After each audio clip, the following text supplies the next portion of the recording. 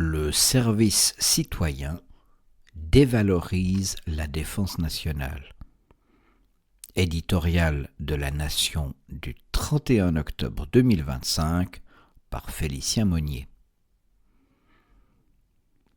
Le GSSA nous avait habitués, avec ses alliés verts et socialistes, à attaquer les symboles du système de défense suisse. Il y a 15 ans, il aligna l'obligation de servir dans son viseur. Peuple et canton, pas dupes de cette grossière attaque, en plébiscitèrent le maintien. L'initiative pour un service citoyen, soumise au vote le 30 novembre prochain, est bien plus pernicieuse. Elle prévoit qu'à la place de l'actuelle obligation du service militaire, toute personne de nationalité suisse accomplisse un service au bénéfice de la collectivité et de l'environnement. Ce serait l'alinéa 1. Ce service s'accomplirait sous la forme du service militaire ou d'un autre service de milice équivalent reconnu par la loi, et ce serait l'alinéa 2. Les femmes suisses y seraient astreintes. L'initiative laisse la possibilité aux chambres d'en étendre l'obligation aux étrangers. Est-elle antimilitariste ? Ses auteurs s'en défendent. Le comité regroupe plusieurs militaires que nous savons, pour les connaître personnellement, attachés aux principes de notre défense nationale sur le modèle de l'armée de milice. Le texte n'attaque pas frontalement l'armée et va jusqu'à prévoir que son effectif réglementaire doit être garanti. On ignore comment cette garantie sera mise en œuvre.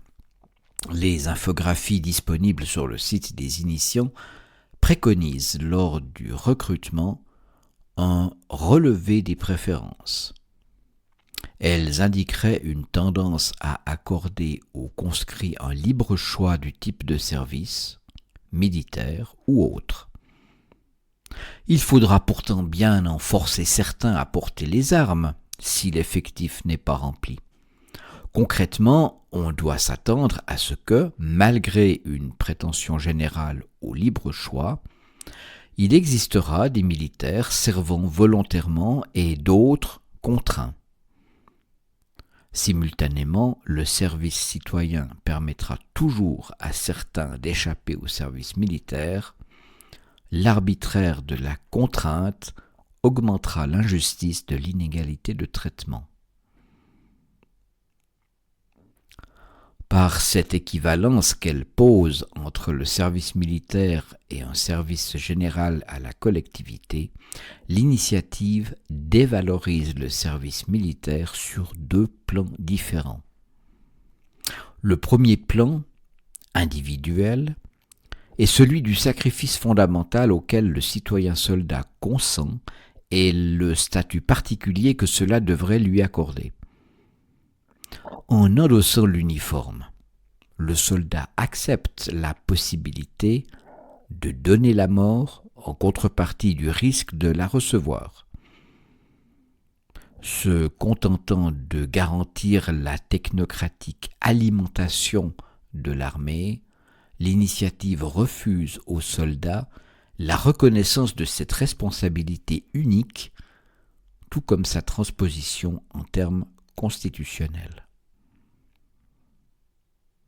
Que l'État puisse forcer certains citoyens suisses à servir au risque de leur vie pour garantir les effectifs, alors que d'autres pourront continuer à garder des salles de musée, constituera une injustice fondamentale. Elle serait, en cas de crise, promesse de tension sociale peut-être jamais vue.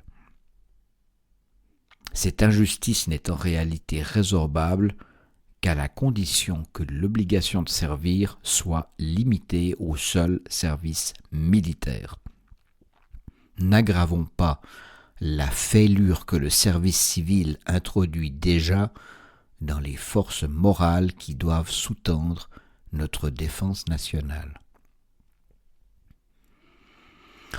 Un second plan est politique. Il se situe au niveau du but du service militaire, qui est la défense en ultime moyen de la souveraineté de la Confédération suisse et des cantons qui la composent.